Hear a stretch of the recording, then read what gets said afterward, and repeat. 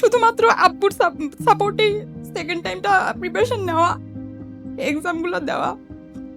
যেদিন আমার বিউপির রেজাল্টটা দেয় ওই দিন সকালে আব্বু হচ্ছে হালকা মাইল স্ট্রোক করে।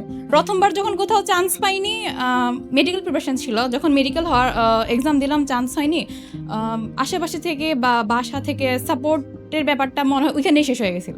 যখন জাহাঙ্গীরনগরে চান্স হয়েছে তখন আবার সবার সাপোর্ট কোথা থেকে জানি চলে আসছে। মাশাআল্লাহ, মহসিন ভাইয়া তারপর সুফিয়ান ভাই এত সুন্দর করে পড়ান। জাহাঙ্গীরনগরের প্রথম পরীক্ষাটা দিই, তার আগেও মনে হয়েছে যে পরীক্ষা না দিই, কারণ পরীক্ষা দেওয়ার পর যখন সবাই শুনবে হয়নি, তার চেয়ে পরীক্ষা না দেওয়া ভালো। আরেকটা আফসোস আমার, আমি এডুকেশনের সাথে খুবই দেরি করে যুক্ত হয়েছি, বিউপি আইসিও ব্যাচে যুক্ত হয়েছি। কেন যে আরো আগে যুক্ত হইনি, ওইটার একটা আফসোস আমার মধ্যে এখনো আছে। আমি রুকাইয়া হুসাইন, পড়াশোনা করছি বাংলাদেশ ইউনিভার্সিটি অফ প্রফেশনালসের গণযোগাযোগ ও সাংবাদিকতা বিভাগে। আমি অবশ্যই একজন সেকেন্ড টাইমার। ফার্স্ট টাইম যেহেতু কোথাও চান্স হয়নি, আর বিজ্ঞান বিভাগের শিক্ষার্থী ছিলাম, বাবা মায়ের বড় মেয়ে, বড় সন্তান, সবার খুবই এক্সপেকটেশনস খুবই বেশি ছিল আমার থেকে। প্রথমবার যখন কোথাও চান্স পাইনি, মেডিকেল প্রিপারেশন ছিল, যখন মেডিকেল হওয়ার এক্সাম দিলাম চান্স হয়নি, আশেপাশে থেকে বা বাসা থেকে সাপোর্টের ব্যাপারটা মনে হয় ওইখানেই শেষ হয়ে গেছিল। তো তারপর কয়েকটি ইউনিভার্সিটি দিলাম, তখনও মানে ওগুলা হচ্ছে নিজের সাথে খুবই খুবই চ্যালেঞ্জিং ছিল প্রথমবারই বাকি পরীক্ষাগুলো দেওয়া। তারপরও কোথাও হয়নি, জাহাঙ্গীরনগর দিয়েছিলাম, গুচ্ছও দিয়েছিলাম, হয়নি।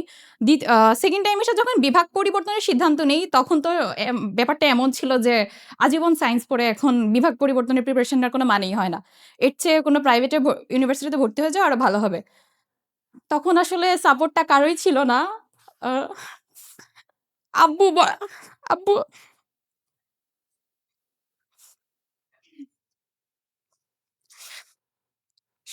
শুধুমাত্র আব্বুর সাপোর্টেই সেকেন্ড টাইমটা প্রিপারেশন নেওয়া, এক্সামগুলো দেওয়া। মানে সবসময় আব্বু খুবই সাপোর্টিভ ছিল। মানে আব্বুকে যখন বললাম যে আমি সেকেন্ড টাইমে দেই আবার গ্রুপ চেঞ্জ করে, আব্বু বলছে আচ্ছা দাও। বা শুধু মুখের কথাই বলেনি, সে আসলেই সাপোর্ট করছে। আর আশেপাশে থেকে আত্মীয়স্বজন বলা যায়, পাড়া প্রতিবেশী বা বাসার অন্য মানুষজন, সবার একটাই কথা ছিল যে কি দরকার?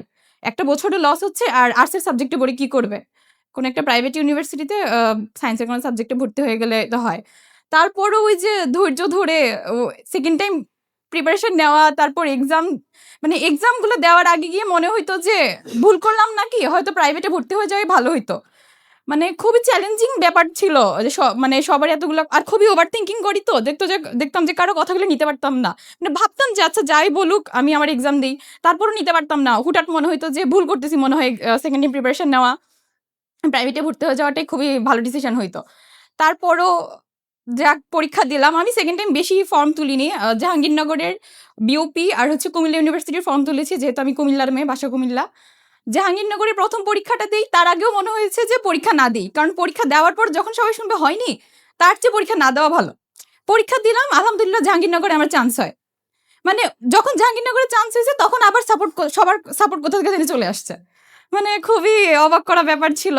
অবশ্যই সবচেয়ে বেশি খুশি আমার আব্বু।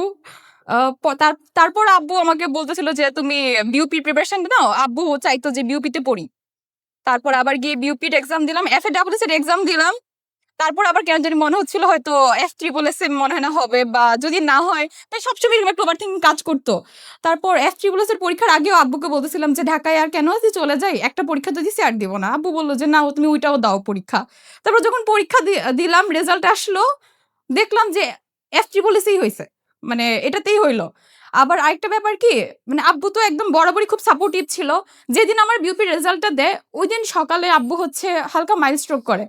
মানে যেই মুহূর্তে আমার রেজাল্ট দিল ওই মুহূর্তেই আব্বু স্ট্রোক, মানে আব্বুর ওই সিমটমস গুলো দেখা দিচ্ছে, খুবই একটা দৌড়াদৌড়ি অবস্থা। যাই হোক, আব্বুর আল্লাহর মধ্যে বেশি কোনো ক্ষতি হয়নি। আমিও চান্স পেলাম, পরে গিয়ে ভর্তি হলাম। এখনো যেহেতু গণযোগাযোগ ও সাংবাদিকতা বিভাগে পড়াশোনা করছি, এখনো অনেক রকম কথাই শুনতে হয়। সাংবাদিক হবা নাকি সাংঘাতিক হবা, আরো ওইরকম অনেক হাস্যকর কথাবার্তা শুনতে হয়। তো এখন গিয়ে চিন্তা করি যে আসলে সবার কথাই মানে কেউ তো আসলে মানে কোনো না কোনোভাবে কথা শোনাবেই। আমাকে আমার মতো আগে যেতে হবে, যেহেতু আমার লাইফের সবচেয়ে বড় সাপোর্ট আর আমার আব্বু আছে। আমার তো আর দেখার দরকার নেই কে কি বলছে আমাকে। তো এই আর আই এডুকেশনের কথা যদি বলতে যাই, মাশাআল্লাহ মহসিন ভাইয়া তারপর সুফিয়ান ভাই এত সুন্দর করে পড়ান। ওরা যে বাংলা ব্যাকরণের প্রত্যেকটা টপিক, ইংলিশ গ্রামারের টপিকগুলো এত সুন্দর করে বেসিক থেকে পড়ান ভাইয়ারা। আমার মনে হয়েছে যে এগুলো হয়তো বা ভবিষ্যতে আমি যে নোটগুলো করেছি এগুলো আমার জন্য এনাফ। ভবিষ্যতে কখনো যদি চাকরির পরীক্ষা দিতে যাই। আরেকটা আফসোস আমার, আমি আই এডুকেশনের সাথে খুবই দেরি করে যুক্ত হয়েছি। বিউপি আইসিও ব্যাচে যুক্ত হয়েছি। কেন যে আরো আগে যুক্ত হইনি, ওইটার একটা আফসোস আমার মধ্যে এখনো আছে। তো যাই হোক, সবশেষে আলহামদুলিল্লাহ বিউপিতে চান্স পেয়েছি, পড়াশোনা করছি। ধন্যবাদ সবাইকে আর সবার জন্য শুভকামনা।